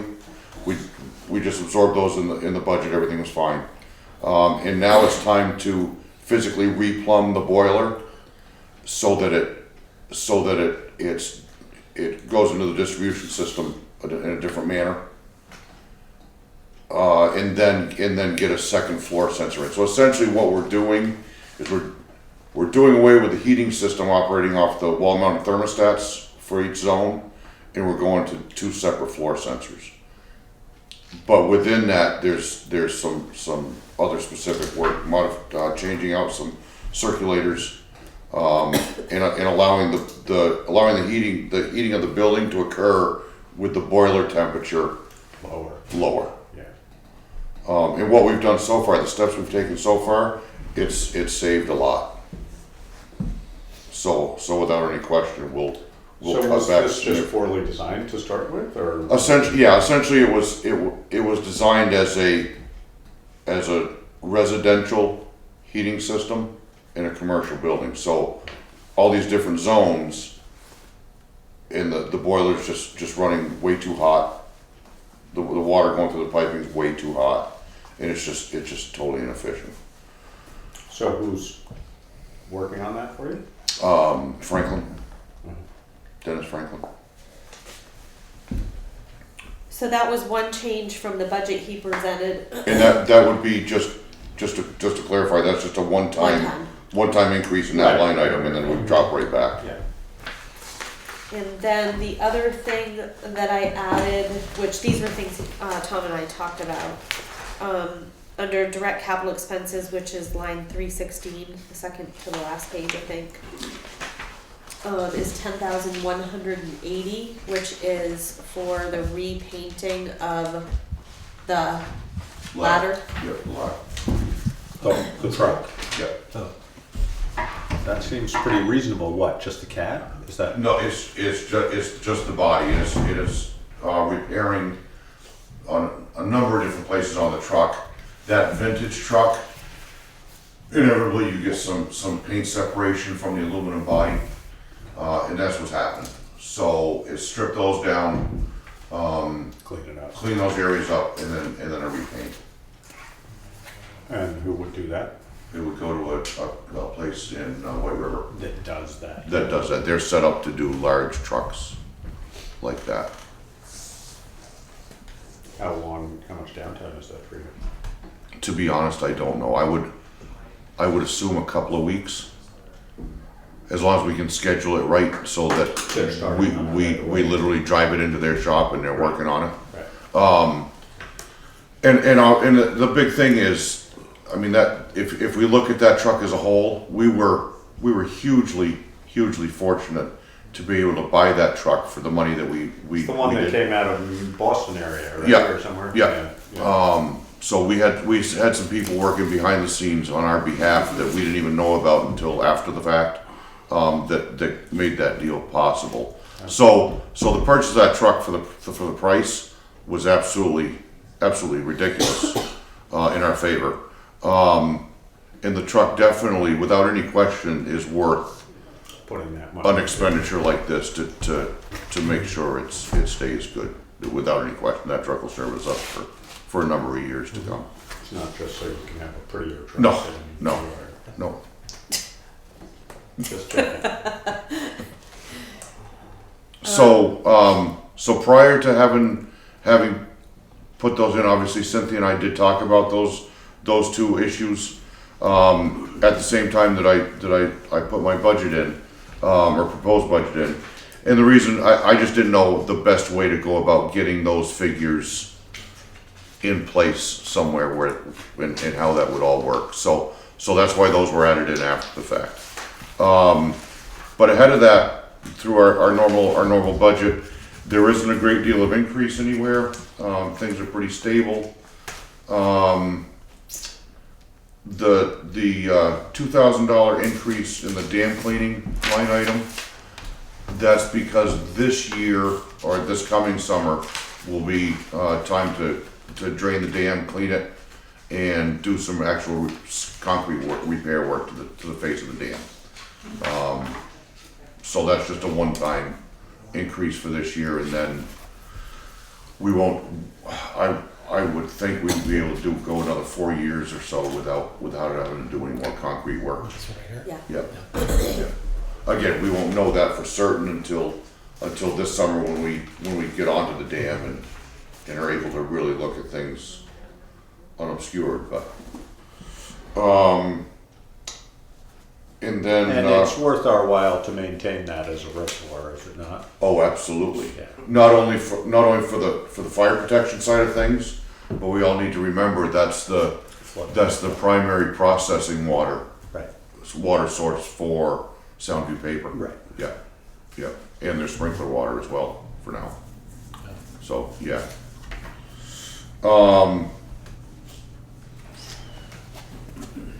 There's an increase. I'm requesting an increase in our maintenance apparatus and equipment repairs and maintenance, and that's very simply because that line item hasn't had any real increase to it for a few years, and just with the cost of materials, cost of labor costs to get things done by different vendors, those are going up all the time.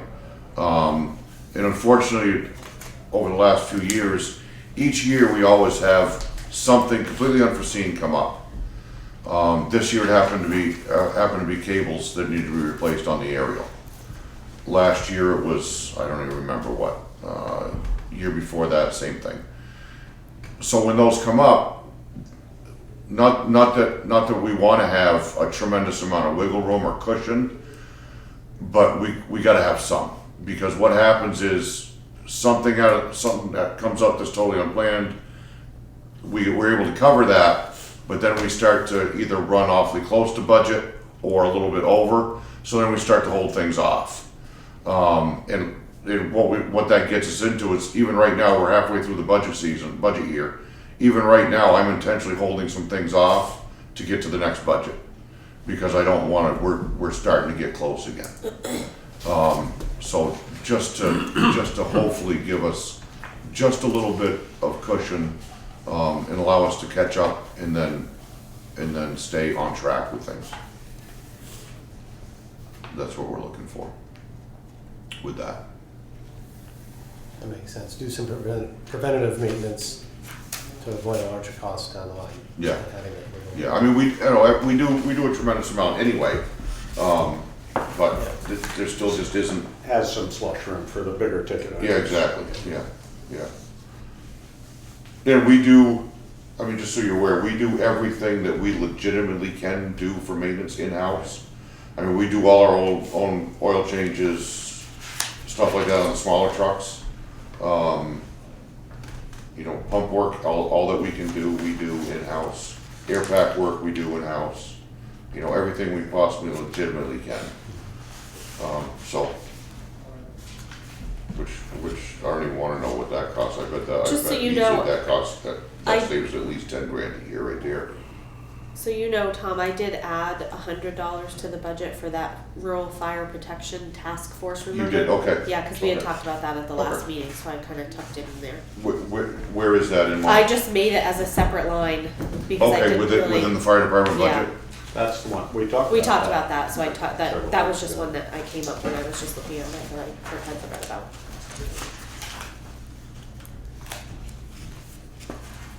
And overall, since you're both sitting here, relationship between highway and fire departments is Absolutely phenomenal. good. Good. Well, I thought you were going to be smart No. and say it's terrible. No, not at all. That's his opinion. I'll be the smart one. I was gonna say, because you were going like this and he was going like this. No, it's good. No, there. It's all good. No, yeah, absolutely. You don't feel like you're getting robbed of your people too often? Occasionally. It is what it is. I mean, we ask people to leave work, and they don't work for the town. I don't know why the people that do work for the town should be asked not to go. Sometimes it becomes a pain in the butt. It's not. It is what it is. It's not. You just work around it. Yeah. So, there's definitely times where Seems reasonable. but- there's definitely times where it's it just can't happen, and he understands it. I Right. understand it. Yes. It's No, I mean, if you're in the middle of something, you gotta Yeah. stay in the middle of something. it's not hasn't been an issue. Good. No. I'm assuming he's part of this discussion about the hazard communication program. They don't need to be because they both looked over it. It's fine. Okay. It's pretty boilerplate. They both looked over it, gave me their feedback, and Oh, so this is, okay, I was not, Yeah. I hadn't seen yet what this fully was, but Yeah. this is a result of that VOSHA. yeah. Okay. So yeah. Sounds good. Yeah. All right. Thank you. Good, thank you. All right, see you guys. See ya. Have a good night. Yeah. You too. Okay, so why don't we do that since I just mentioned, or That's fine. If you want to go. hazard communication program, this Well, is. yeah, the auditor and the hazard communication program thing need to be done. So we can go back up there. Auditor. Oh, right, this was our choice, yeah. I didn't write anything up or Yeah. anything. I just. This is the one you gave us last week. Yeah. I think.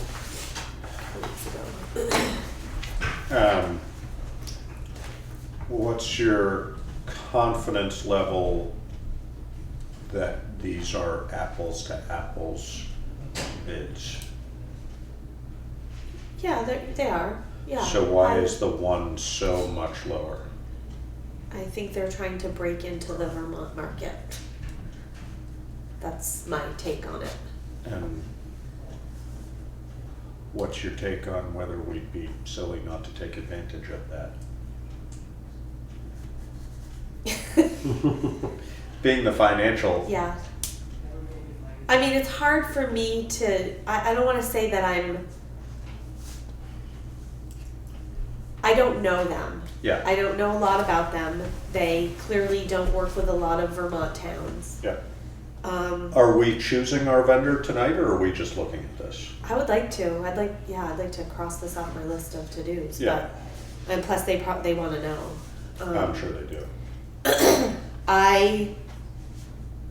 I always get leery of taking the lowest price when it comes to an audit. Yeah. I've seen that but I don't want to Not say paying that that about them because Right. I don't Don't know know. specific Yeah. to them. Yeah, I am a little concerned with them being based out of Portland, Maine. Our current auditor, or even, the other Vermont auditors, there are times that they frequently will just drop by. They're in town, they're going to Right. another client. So those are, do I think they're capable? Yes, I think any one of these firms are capable. They all have done this work. They're all going to produce the same information. It's standard accounting practices that they're going to be asking us to comply to and look for. Mike, I have a concern with them being so far away. I don't know why you do everything over the phone, and I have a little bit of a concern that it's so a little too cheap. and I don't know. Just, I guess when I see, more than 50% less, or 50% of the highest one, it seems like such a drastic difference. Yeah. I mean, it's hard to understand how that can be. The flip side being that the most expensive ones are more than 50% higher than the person we've gone with. So, Yeah, that's true. Yeah. I think that the difference probably is if you look at some of these other ones, so you've got RHR Smith, they're at 18, almost 19,000. They've got, a managing partner, a senior accountant, a principal. They've got some higher end people that, a lot of overhead. yeah, it's a lot of overhead. And then you go That's down true. here where we've got one principal and then some support staff and an audit supervisor. So that has a lot to do, I think, with their variation. I think that some of these other ones were like this, but I don't know, out of Albany, Bonadillo, that's a lot of people. But it's also, Yeah. and it's a huge amount more. I mean, it's Yeah. 80% Yeah. more, So well, not quite, 70% more expensive. but then again, I don't want to influence it too much because I've been working with with Mudgett for Right. however many years, and is it always good to have a fresh set of eyes? Yeah, but with your auditor, they're all looking at the same kind of thing. So, Yeah, I guess that's it. I was really kind of shocked at how Sullivan & Powers came down quite a bit from That's right, because we'd gotten a bid from them them the previous. last time, and I guess for me, it's a comfort level between I've worked with Mudgett, I've worked with Sullivan & Powers. I know how they do stuff. I know what they expect of us. And you would be comfortable with either one of I them. would be totally comfortable with either one of them. I don't know a lot about. I mean, in the case of Sullivan and Powers, it's about 20% more expensive than Yeah. Plus, their Mudgett, single yeah. audit is, they've got 4,000 for 4,000. yeah. Right.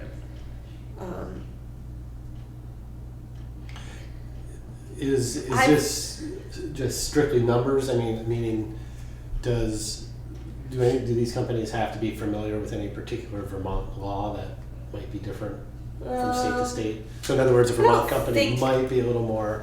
Maybe not Up to Vermont speed on law because generally accepted accounting principles are Pretty much Universal. universal. they're so in municipal accounting pretty the financial statements they all need to have the same thing. So law probably not, but with the inner workings of municipal government in Vermont, it's different than Yeah. other places. So yes, No, and, you know, the other. That the- part of it, but probably not law. The other part of Yeah. it is that I think that we are a pretty simple entity. I mean, you know, the other, the board that I sit on, the VHCB, you know, it's incredibly complex because Yeah. there's federal money coming from, Yeah. and there's state money, and there's this, and, you know, it's like, and Mudgett does that as well. It's just, you know, this is pretty straightforward stuff. I mean, Yeah. you're right, the intricacies of municipal in Vermont, but it's not like every Yeah. town does it a little differently, but. I mean, I it's think pretty that they standard. would probably scratch their head at some of the quirky stuff. Right, exactly. But I don't think it would, Yeah. you know, the quirkiness of how, Right, it would how we function, but be enough to discount them. Or yeah, no, I don't think so. Well, I mean, if we just out of, you know, I think we can comfortably cross off the two highest because there's no reason I would spend Yeah. 70% more for somebody who's gonna do something that we've been happy with.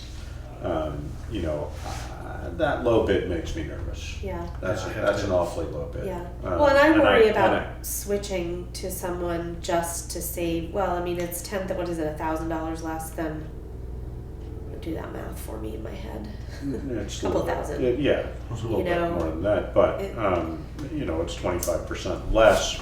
But it's not, in the overall scheme of things, it's not a huge amount of money. So for people that are watching, what we're talking about is for 2017, it's 10,800 versus 8,300. Just for numbers instead of percentages. Or does it say it's 30% discounted rate? Yeah. No reasoning for that, did they say? Or I- just because you're well, trying to break into the I think market? they're trying to break into the, yeah, Municipal. Yes. Okay. yeah, that's. And what was the deal with them about their single audit? They didn't have anything? I think he came back, I did get something, I think he Okay. came back and he told me $1,500, which seemed really low too, and didn't ask me any questions. I mean, the reason they didn't put the amount in there is the RFP that I sent, I guess, said that we didn't expect to have a single audit, which must have been a leftover from the Previous last year, time. yeah. And, but we definitely, I'm almost certain we're gonna have to have one. We have a lot of money that's going on, so, as far as grant funding. Would it be considered? I mean, I hate to discount somebody because of a lower bid, but I'll tell you, I've had instances where the low bid was not. You got what you paid for. Yeah, I mean, I hate to say that about them because I don't know them at all, but No, and also, you know, I mean, John certainly knows the routine here, yeah, which there's some value in.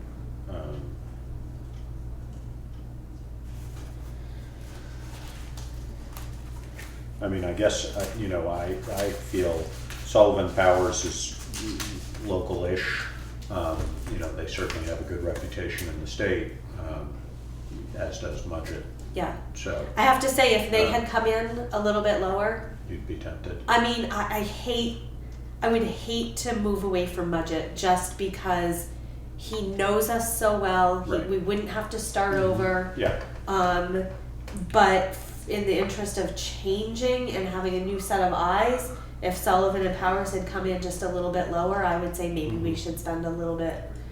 But but their single audit price is pretty high. So Right. yeah, yeah, not that different from Mudgett's, but,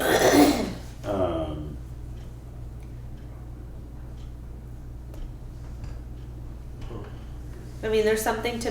It's just like anything. There's something to be said for working with. If it's not Yeah. broken, don't yeah, no, I. try to fix it. You just, you kind of have to. It's gone well. Yeah. How many years is this for again? I mean, is this? This is a 3-year. 3-year, okay. Yeah. Right. Well, and right now last it's 3 year, years. the last time we went 4 years Oh, because I forgot we were at the end of the third, so we ended up with a 4th year. Okay. And So we actually contract for 3 years? 3 years. Oh, okay. Yeah. I thought it we was did an annual extra. renewal, No. but no, okay. you know, I mean, when you look at it over the difference Sullivan and Powers versus Mudgett over those 3 years, it's $2,200 a year Yeah. across the board. That's pushing $7,000, 66. I don't know. I mean, you know, I'm happy to stay with Mudgett and Jeanette. But are we being silly not to go with the low bidder? Well, I guess I was thinking too that if it were just 1 year, it might be tempting to try something. But then if he gets 3 years if it's problematic, if it's a, Yeah. you know, if Yeah. you get someone who's, which it probably wouldn't be, but yeah, you just, you have to wonder. I don't know. Yeah. So, do we want to stay with John? I guess I'm okay with that. I mean, there's something to be said too about having, I mean, I totally understand having fresh eyes, but there's something to be said with having someone that's really familiar. Yeah, and again, And, since they're sort of standard practices, I mean, and I think my experience with Mudgett and Jeanette is that if they have any questions, they have somebody look at it, kind of thing. I mean, Yeah. you know, they're not gonna go off the cuff. Yeah. So, no, and I think the price is very reasonable for what they're giving us, and we know them, and it's a known entity, and Yeah, and the unknown for me, which I didn't ask them, so maybe that's not fair, but the unknown for me with any of these other places is if I call them midstream throughout the year, what's it cost? I mean, is this just with Mudgett? I'll call him and say, you know, this is what's going on. What is your advice? What should we do? And he'll make a note of it and ask me about it during the audit too. So I don't know. I'm probably being. I'm fine. With He stopped a couple weeks ago. He stopped to check in on a couple things. Even though the audit was done for this year, he stopped and checked in with Anita, and so just because he was in the area. So. Yeah. I'd say we stay with. So do we need a motion on Yeah. that, or yeah? So moved. So moved. I'll second it. It's been moved and seconded to stay with Mudgett, Jeanette, and Crow Wisner for our auditors. If there's no further discussion, all in favor? Aye. Aye. All right. What do we do with that then?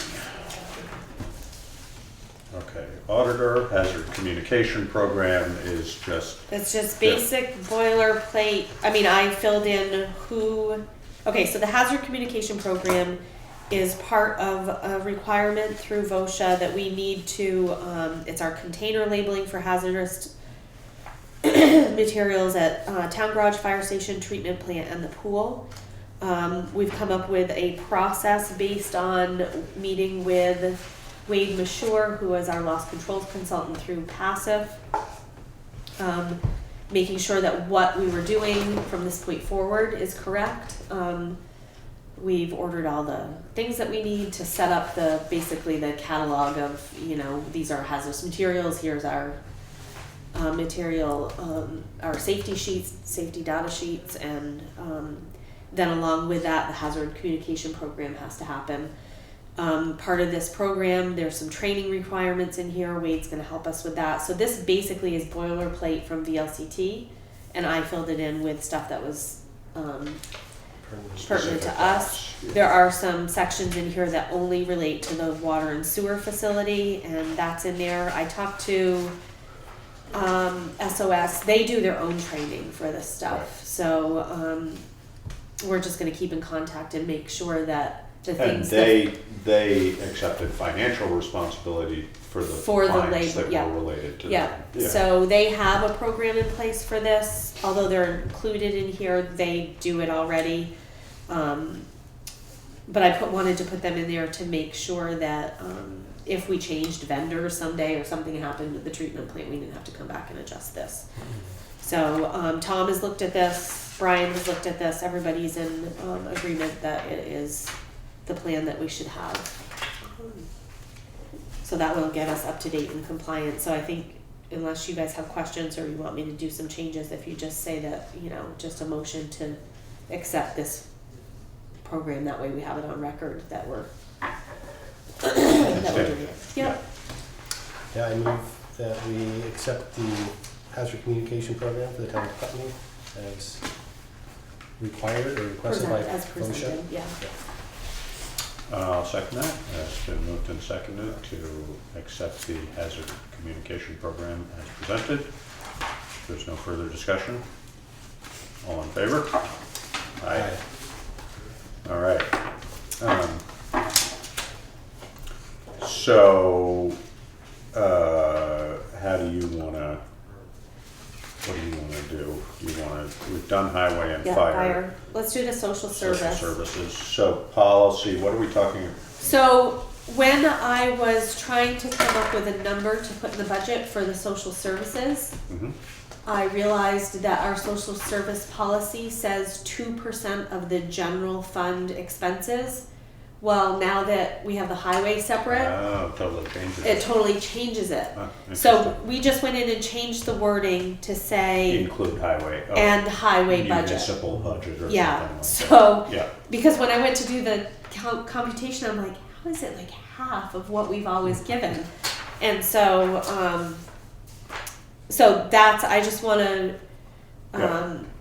that's the change to the policy itself. Which we need to vote on. Yeah, Okay. You want, so that's the only yeah, change to so policy? Laura told me that the only changes she added were and highway budget in italics under number 3 and eliminated number 8, which pertained to 2000. There was something that talked only about 2002's budget, so she took that out of there. Okay. But it was amended in 2002. Right. Was that not, it was not something we needed to have in there? No, because it made it totally confusing. Like there was one change for that 1 year only, and then it went back. Oh. So we wanted to just eliminate that out of there. Okay. Yeah. It caused confusion when I first got here in reading it, and then as we were doing this, we're like, well, if somebody else ever has to read this, it's going to cause confusion again. So let's just clean it up. Good. Yeah, that's, I'm good for that.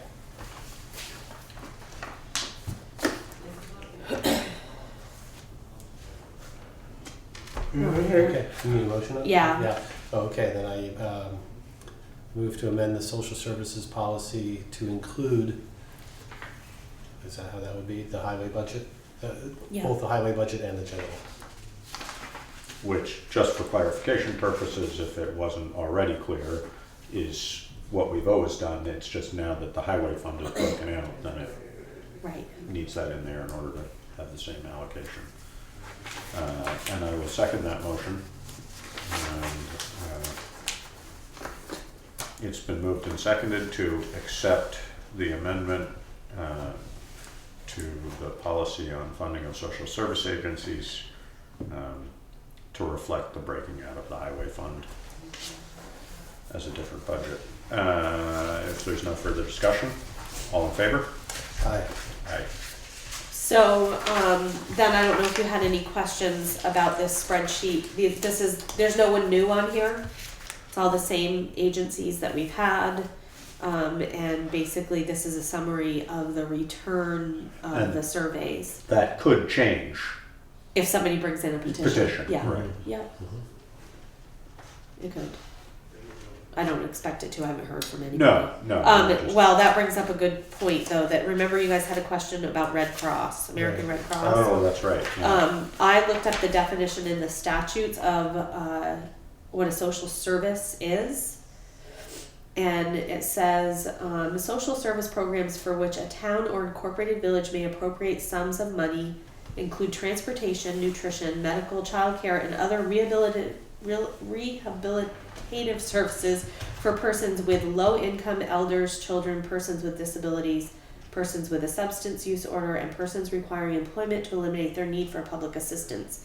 So I didn't feel that fell under it because they help there's no income requirement or, I mean, it's when there's a disaster. So remind me what they're asking for. They're asking for $1,000 appropriation for the upcoming year. I'm gonna talk to Tom about this because I remember asking Tom last year, and I remember him, and I don't know why he said that he didn't think it was necessary, but that clarifies the social service question. Well, we could charge them rent for keeping their trailers down Yeah. here and Okay. then. Yeah, no, I'm just thinking if we were gonna put it, I mean, if we decided to do it and it was a line item, then it could be up for discussion at town meeting Yeah. also. But it sounds pretty clear that it doesn't fit into social Yeah, services, so we just decide whether we want it on as a separate. line Right, item. so I'll bring that up again. And then there was another letter that we got that I think I sent to you guys in this Big Heavy World. It's a nonprofit organization founded in 1996 to serve the music community of Vermont. They're not a Vermont company, it's Burlington. And they're looking for a $250 donation. Burlington's Vermont. It's not a Putney business is what I meant, I'm sorry. And did they do anything in Putney? They do stuff around the state. I kind of scanned through that. I didn't remember. It's meant to be supportive of the artists in Putney, but I don't know how people access it. Yeah, no, I mean, if we wanted to, we could tell them that if they would like to come to town meeting and present it. raise it from the floor, they could. Or And they could petition for it. Yeah, But, and this would be a line item, not a social. I guess Service. that's true. Yeah. So, yeah. I can tell them if they could petition for it if they want it. If they chose to. Okay. Okay. So right now I can't tell you what the social service budget is going to be because we We don't. know what the final numbers are for everything. But both of these merged with Groundworks, so presumably Groundworks is in there. It is. Yeah, Groundworks Let's Collaborative see. is. So, all right, So Morningside merged with Groundworks, as did Brattleboro Drop-In Center. Drop-In Center. Yeah, but I think that happened last year. It did. Yeah. Yeah. I'm just wondering whether, is there any reason that should tempt us to bump them up to category B? But just based on the number of households they serve, or number of clients served. But that's total clients served. Anyway. Yeah, we did That last would be up year, to but I them if don't they know. wanted, I guess Yeah. if that would be incumbent upon them to come to us if they wanted to do that. All right, so you want approval on this? Well, we don't need approval. It's really more information. Because it's not final. It's not a final budget. It's just. Yeah. All right. General fund budget. Well, I put that in there just in case we wanted to chat about what we're gonna do. I would, you're speaking specifically of the town clerk and the town treasurer. I would prefer to have that discussion when the full board was here. Okay. I just think it's an Yeah, that's fine. important enough topic, so why don't we do that next week? Yeah, let me, was there some other things I wanted to tell you in here?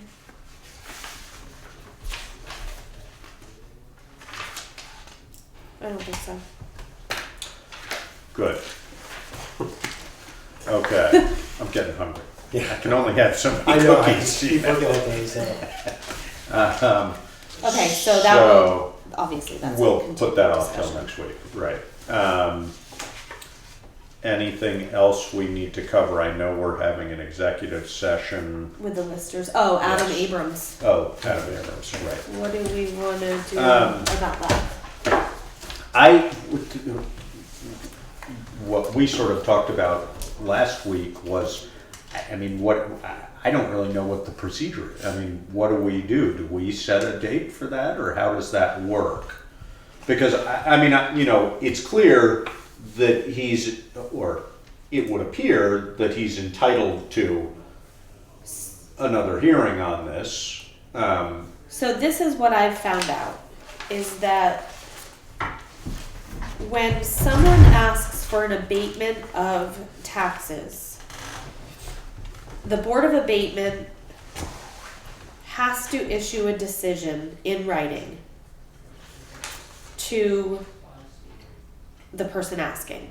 Which we have And- done in the past. Well, okay. And they have to state in detail the reason for the decision, okay? And after that decision is made, there really is no recourse for appeal. So it says Title 24 does not provide a specific route of appeal from a decision by the Board of Abatement. If a taxpayer believes the Board of Abatement has abused its discretion in denying his or her request, case law in Vermont suggests that an appeal can be taken through Rule 74 or 75 of the Rules of Civil Procedure.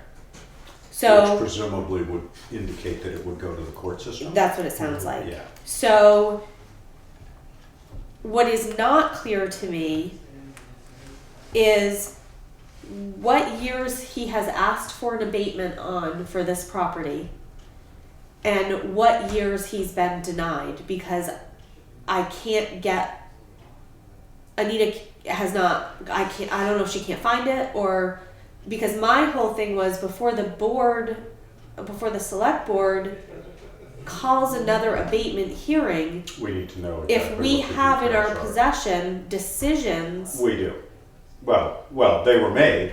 Right. Right. Where are they? My recollection, and this is strictly my recollection, is that it was an abatement on several of the years since his mother's passing in 2011, something like that. Yeah. But taxes had been paid Right. for certain years because a brother paid them and not paid Right. for other years and so on and so forth. Yeah, I mean, we need pretty thorough documentation of what exactly Right, has occurred so- in order to do that. So I went over that with Anita the other day and Yeah. asked her if she could produce that information, Yeah, and she can, it's just a question of, I don't know the Yeah. answer to that question. Okay. So I mean, the BCA definitely, well, Nancy we Olson. made a decision. I don't know whether we issued Right. him a decision. I think, right. I'm So guessing we did, but I don't know. because I would be totally comfortable if I had something in front of me saying You this know was who the you might decision. want to touch base with is Karen Gustafson is the Oh, is it Karen? chair of the. Right, but okay, can I just say something? I hear what you're saying. Do I need to touch base with her, or should Anita touch base with her? Because I don't know what this man Yeah. is calling me. He is telling me I'm not doing my job because I'm not following through with this, and I have nothing to do with it. This is the town clerk's job. So So he has now come to you guys, which I have felt that I need to help you through this. right. But I can't do anything if I don't have the documentation in front of me. So I'm kind of in one of those situations where I'm in the middle of it again because he knows I'm the only one that will pick up the phone when he calls, or I'm the only one that will answer an email. So, you know, Have you talked to Denise about it or not? yeah, but she doesn't. I mean, she comes and she takes, you know, She doesn't hold the records. yeah, she doesn't hold the records, so she doesn't. I don't know what I don't. I'm just wondering whether she might be the one that needs to take the lead on it. She was in the room when I had the discussion with Anita the other day. Okay. So, and I don't know that she has, but I told him I would call him tomorrow and tell him something. Why don't we, I mean, otherwise we is just need Denise to in call. tomorrow? Denise Otherwise, in we just tomorrow? need to call a hearing and Yeah, note. but I just We don't wanna do that unless, I mean, you unless know, we have to. Right. Because it's time consuming and Yeah. not necessarily appropriate, et cetera. Let me touch base, is Denise in tomorrow? as I'm far as you assuming know? so. Yeah. Let me touch Normally. base with Denise tomorrow and it can remind me to do that if you, Okay. Okay. if you think of it. I know it's not your job, but, I don't mind doing well, it is that. your job, mine. Yeah, I don't mind doing that. But, you know, I'll see if we can figure out a way to I mean, at the very least, get past this. someone just needs to call the guy. Right. I mean, And he has Anita's number and all that stuff, the clerk's number. yeah. Oh, yeah. So it's just He's no been in touch, response. I mean, this has been an ongoing process. Yeah. certainly. Yeah. And I totally agree with Anita, and I know that you have been at these. I totally agree that he's been denied. But Right. I don't know. But if we can't produce documentation. Yeah, I don't for that, know. Then that's a problem. Yeah. Yeah. All right. Okay, so I'll do that. I think that's all I have. And then next week we'll have another meeting. Great. Yeah, I can't I won't- believe we have not approved any budget yet. I'm like totally freaking out a little bit, but I'll try not to.